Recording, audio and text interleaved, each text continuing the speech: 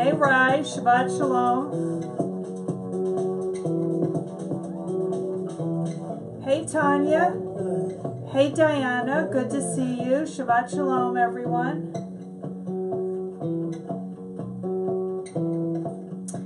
Evelyn, Shabbat Shalom. Are you with Ms. Gwen, Evelyn?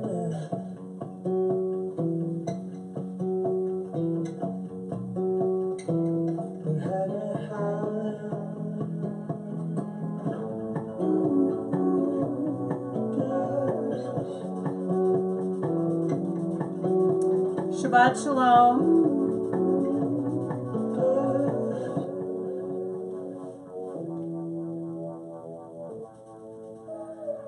Glad you all could join us. Welcome to Sabbath Collective. We're a community of people interested in celebrating the Sabbath and pursuing God through a Hebraic worldview of the Bible. So we're actually on part 4, which is the final teaching of a series on Esther. And we're going to do it a little bit different tonight. I'm not going to ask a lot of questions, and so I'm going to kind of talk through the story as it is in the text. So I'm going to read a lot, but it really tells the story the best way. And then if you have comments, you could just go ahead and comment. I'll keep looking down, and then also you can interact with each other as well. So we started with the Esther enigmas, and if you missed any, hey Neats, good to see you, daughter. If you missed any, I just encourage you to go back and watch the other 3. But there are meanings in the names. So in Persian, Esther means star. And star at this time represented something that led. Yet, Esther is seemingly not a person of influence. And we also remember the root of the Hebrew word Esther is seter, which means concealment or hidden. So you see some of it, but you don't see the whole picture. Esther becomes the queen of Persia, but no one knows she's a Jew. So she is a savior hidden in plain sight. Esther also has an additional name. Hey, Nicole from Costa Rica, good to have you with us. Hadassah, which means myrtle, and it's actually one of the 4 species used in Sukkot, and myrtle symbolizes to see. So there's these seemingly contrasting images of concealment, yet shining, and sight, which leads. Then there's the name of Yahweh, of God, which you can't find anywhere in the book. So he is also hidden in plain sight. And then we also looked at the name of the holiday, Purim, which is the Jewish holiday that celebrates the story of Esther and their deliverance. And this word, Purim, actually connects with casting lots. Part of the story connected to Haman, which is how he decided the day he would annihilate the Jews. And casting lots, which is kind of like dice in a way, suggests chance. So is the fate of the Jewish people left up to chance? Chance in the hands of a bad dude? Is this story about chance, or is it about providence from an unseen God working through hidden saviors? So let's take a backstory. Okay, honey. Hey, Nicole. Good to have you join us. So Esther is an orphan, a woman, and a Jew. And the picture of powerlessness, really, in this time and culture. And there is an extremely powerful king, Ahasuerus, of an enormous region in Persia.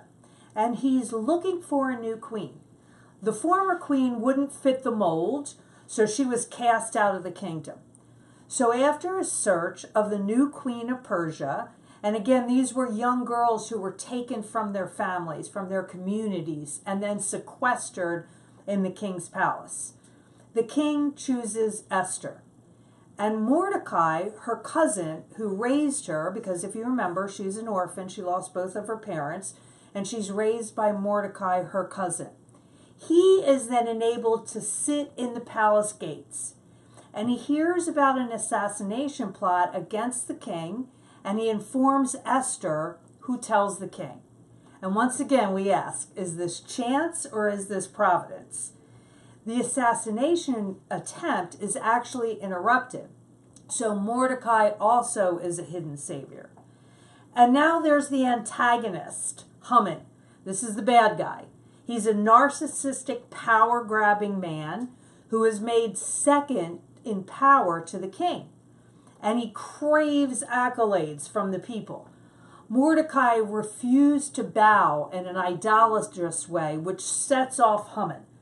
And Haman vows to kill Mordecai. And not just Mordecai, because he wouldn't bow to him, but all the people that were like him, all of the Jewish people. And he persuades the king to sign it into a law.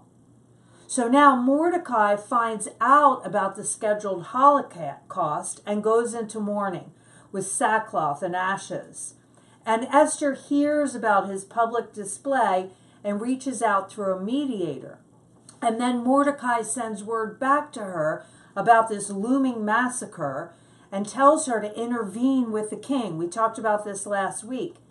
And she responds, I haven't been summoned by the king for 30 days. If I try to approach him and he doesn't raise the scepter, I'll be killed.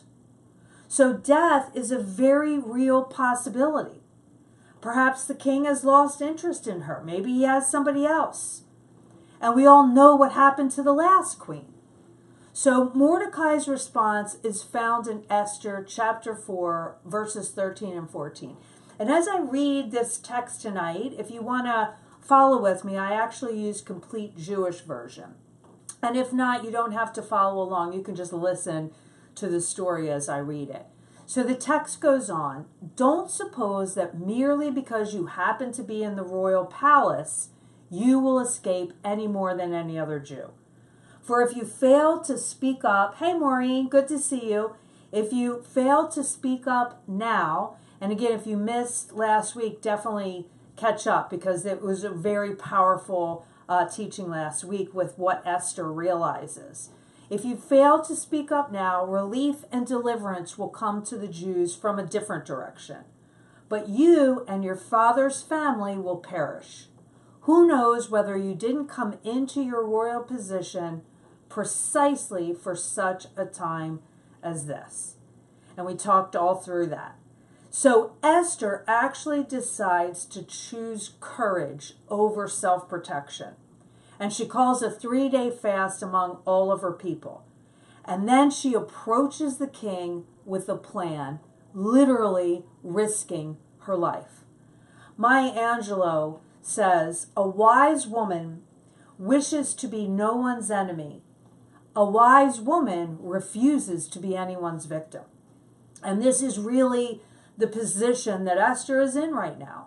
Look, no one wants to make an enemy. This is not a good thing to do in the world. However, a wise woman also refuses to be anyone's victim. And so this is how Esther is facing it.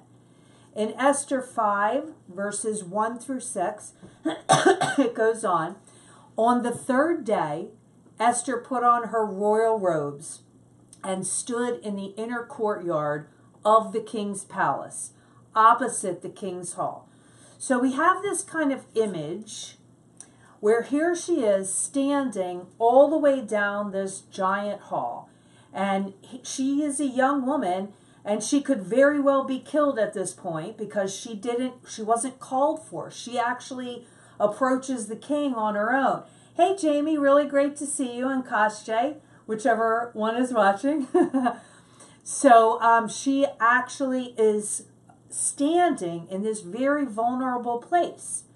And here's the king, and he's sitting at the throne, and he has all of his ensemble with him. And she's literally taking her life in her hands on behalf of her people. So the text goes on. Again, the king this has got to be terrifying. It says, when the king saw Esther the queen standing in the courtyard, she won his favor. So the king extended the gold scepter in his hand towards Esther. And Esther approached and touched the tip of the scepter. What is it you want, Queen Esther? The king asked her. Whatever your request, up to half the kingdom, it will be given to you. Okay, so wait, let's push pause on the reading. Hold up. Half the kingdom, okay, done and done. If you and I were Esther, maybe we would be tempted right now to say, okay, yes, thank you very much. I'll take half the kingdom. Especially how scared you were to even approach the king. And he's so overwhelmed at seeing her, he says, whatever you want, I'll give you half my kingdom. So maybe Esther can kind of rationalize this curveball, yes, and say, if I'm half owner, I'll protect myself and my uncle and as many of my people as I can. Maybe I don't have to go through this whole confrontation thing. There is really an important theme in this whole story from this point on. And it's what I think is probably one of the most important themes. And it's persistence. Finish it. Stay the course. You've probably heard the saying, the good is the enemy of the best. Oftentimes we quit too soon. And because there's all kinds of opportunities in this story for compromise for Esther that can hinder the total safety of the Jews, she will have to make none of those compromises in order to be successful and be willing to risk everything, which is kind of hard, right? When you feel like, okay, I'm in the king's graces. I was actually afraid to even approach him, but he still loves me and he still loves to see me and he actually offered me half of his kingdom. Maybe I could make it out alive and save my cousin and save some people. But nevertheless, she persisted. She asked him to come to a banquet that she has prepared for him and to bring Haman. Remember, Haman is the bad guy. He's the enemy of the Jews. He's the one who got this law into effect to kill all the Jews. Being in Esther's presence actually opens up the king's heart. It's part of her gift. It's part of her calling. And she knows that. And she owns it and she walks in it. In other words, she doesn't fear her own glory. She is fully empowered in being who she is. So the text goes on. If it is all right with the king, answered Esther, let the king and Haman come today to the banquet I have prepared for him. The king said, bring Haman quickly so that what Esther has asked for can be done. So the king and Haman came to the banquet Esther had prepared. So let's push pause. You can imagine how pumped up this arrogant Haman is, right? He's going to a banquet thrown by the queen, Mother Persia, for only the king and himself. He's got a plan to wipe out this irritation, Mordecai, this dude that won't bow to him, and all of the Jews. He doesn't realize Esther is a Jew. No one knows that. So he's winning in his mind. Most likely he's strutting himself into the palace for this feast. Esther 5, chapter 6 says, at the banquet of wine, the king again said to Esther, whatever your request, you will be granted it. Whatever you want, up to half the kingdom, it will be done. So again, there's this chance to compromise for Esther, to stop short of the total vision. She exercises patience here and commitment to the vision. She doesn't tell him what she wants yet. She persists with her plan and nothing can get her to come off that road. So she delays the request till another banquet the following day. So imagine how much restraint that must have taken. Things were going well. They're at the first banquet. The king says, whatever you want, I'm going to give it to you. But she waits. She's really driving home here to the king how much he loves to be in her presence, how he probably looks forward to the next one. So she exercises patience over fear. Rumi says, listen, clam up your mouth and be silent like an oyster shell. For that tongue of yours is the enemy of the soul, my friend. When the lips are silent, the heart has 100 tongues. And that's exactly what Evelyn, or what Esther is doing here. That's exactly what Esther is doing here. She is letting her heart speak and silencing her mouth. And that heart is speaking volumes to the king. Again, she's walking in her who-ness, in her own glory. and the king is enraptured by her. So chapter 5, verses 9 through 14, it says, "That day Haman went out happy and in good spirits. But when Haman saw Mordecai at the king's gate, that he neither rose nor moved for him," remember, Haman hates how he doesn't rise up for him and bow to him. The text says Haman was infuriated with Mordecai. Sometimes it's actually the unseen God that stirs up our enemies. We think it's a bad thing, but actually it appears like God, as the unseen God, again, since we're not seeing his name, he's orchestrating these events so that Haman will come face to face with Mordecai again. But the text goes on, "But Haman restrained himself and went home, where he summoned and brought his friends and Zeresh his wife. Haman boasted to them about his vast wealth, his many sons, and everything connected with how the king had promoted him and given him precedence over the other officials and servants of the king. Indeed," Haman added, "Esther the queen let nobody into the banquet with the king that she had prepared except myself. And tomorrow, too, I am invited by her together with the king.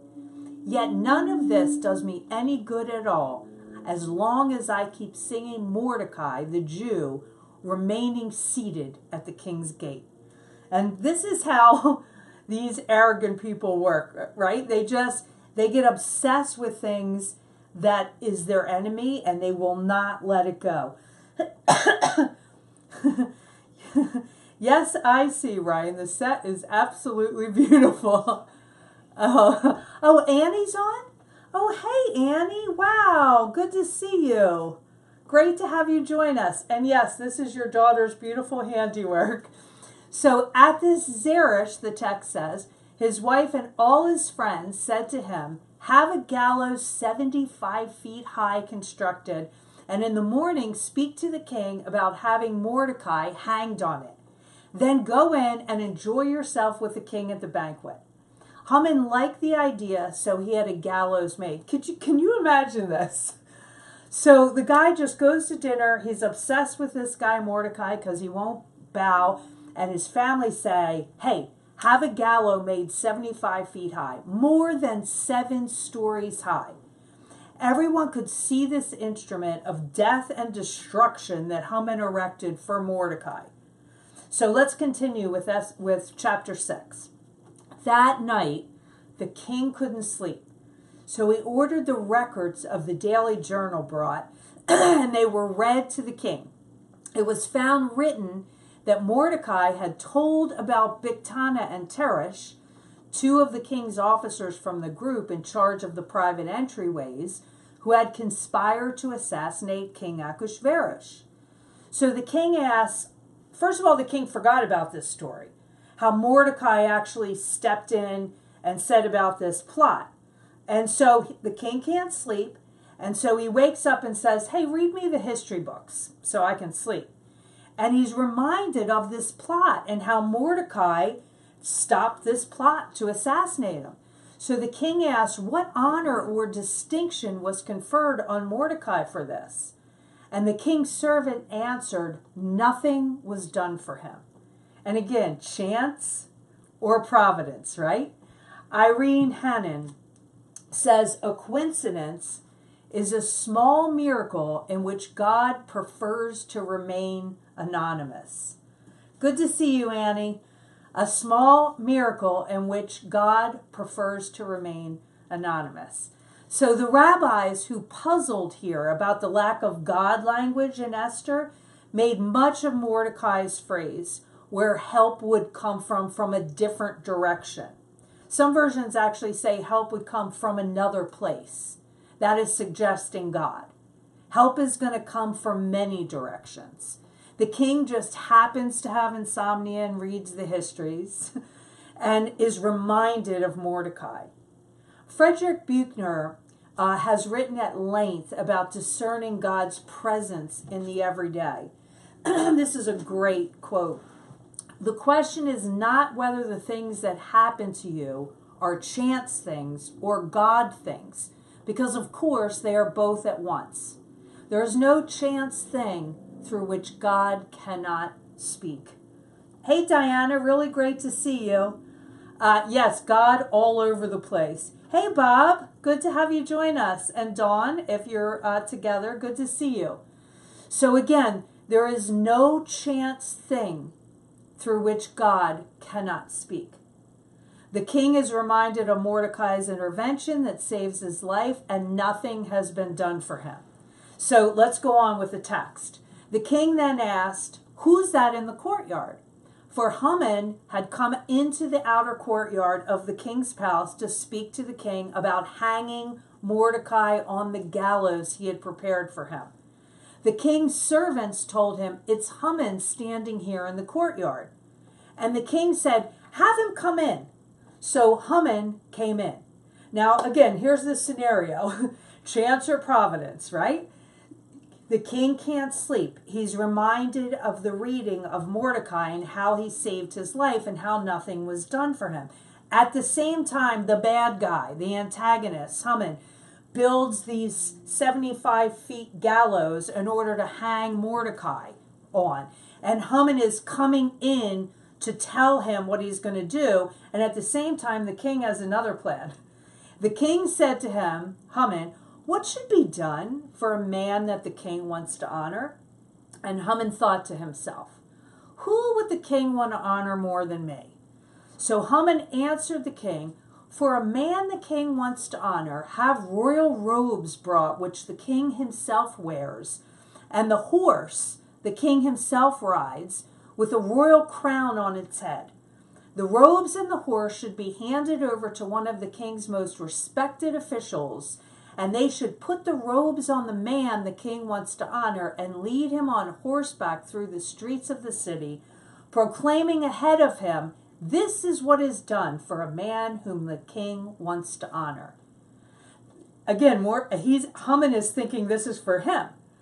The king said to Haman, "Hurry and take the robes and the horse, and as you said," and here it comes, "do this for Mordecai the Jew, who sits at the king's gate.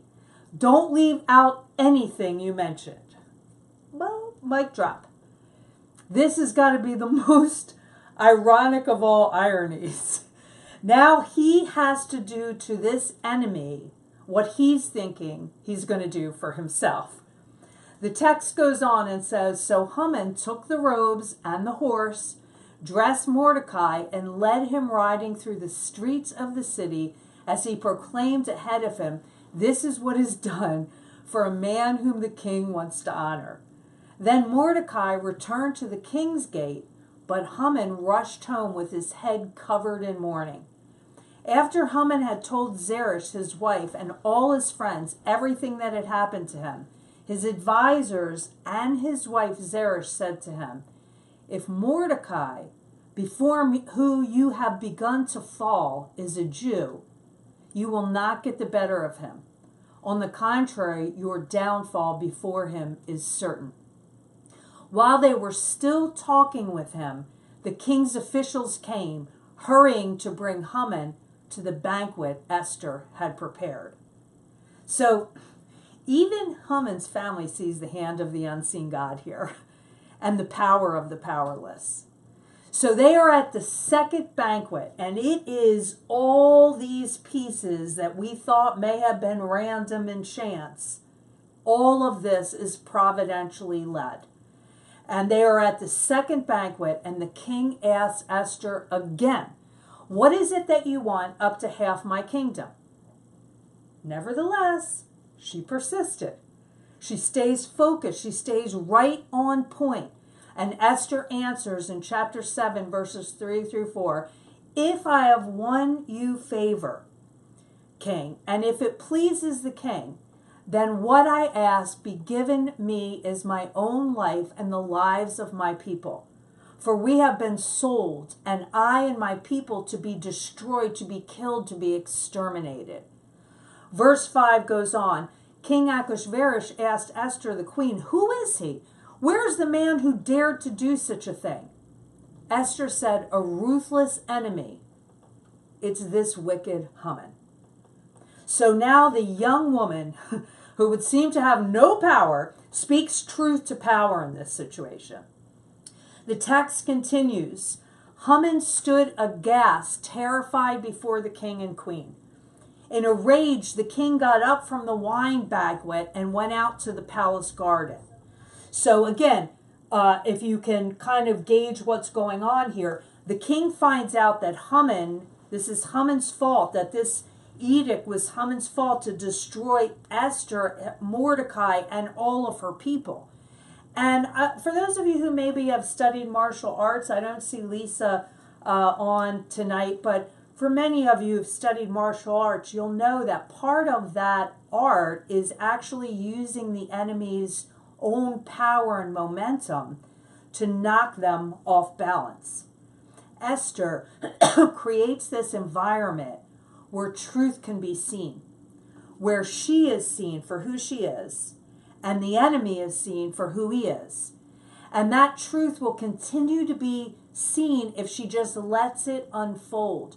So she doesn't react, she waits, and as that power comes, she just simply steps aside and allows what's going to happen to happen. Truth is about to be seen.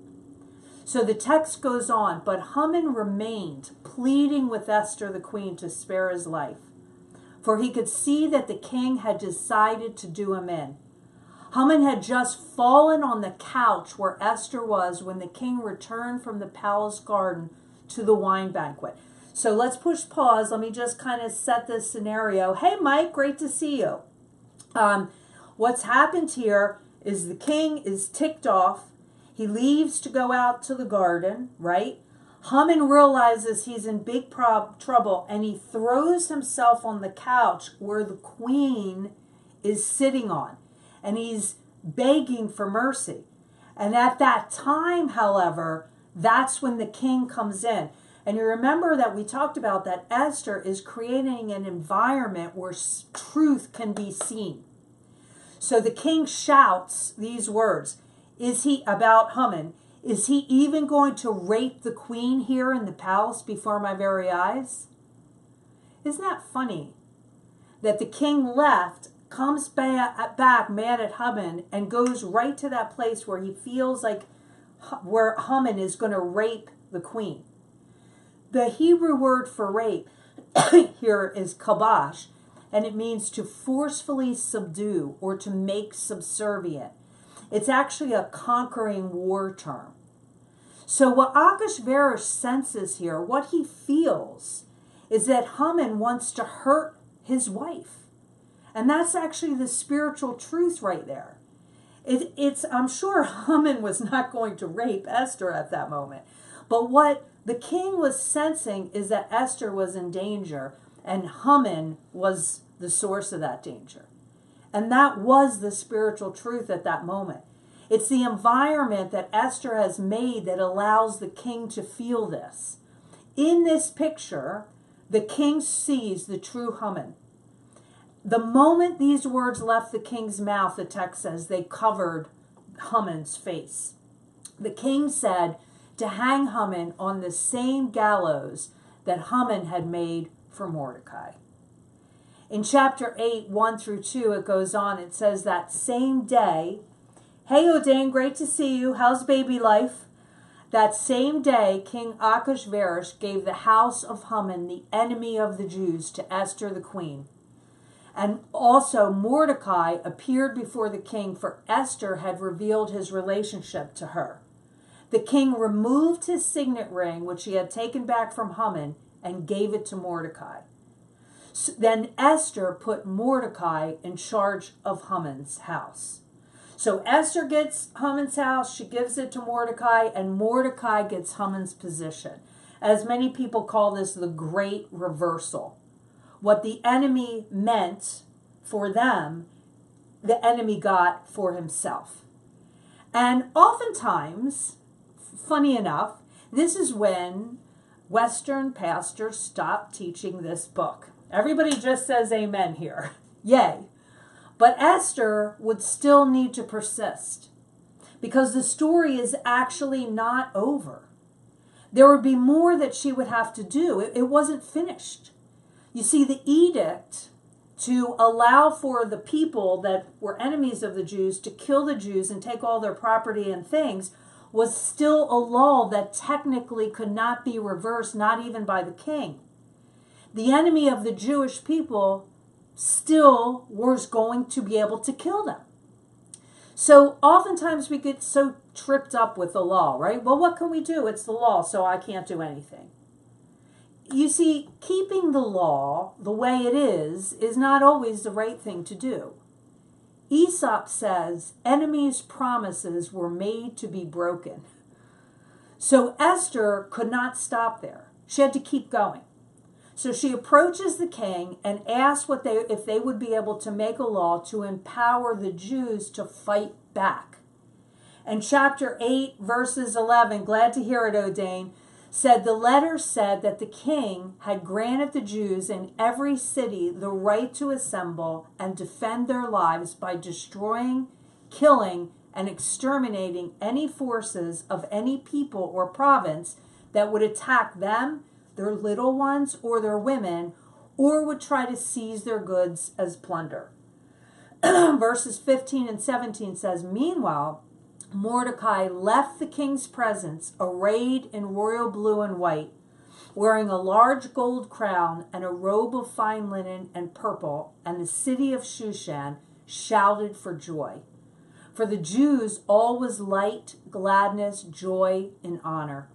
In every province and city where the king's order and decree arrived, the Jews had gladness and joy, a feast and a holiday.